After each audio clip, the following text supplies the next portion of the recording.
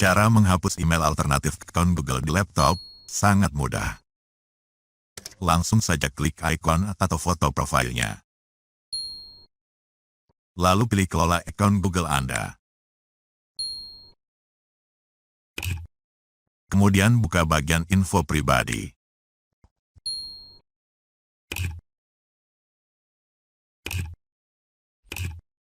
Klik atau tap pada bagian email.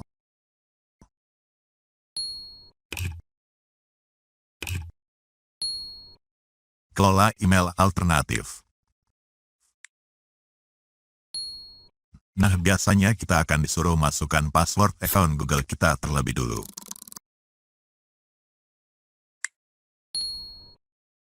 Nah, sekarang kita tinggal hapus alamat email yang tertera di sini. Nah, berhasil.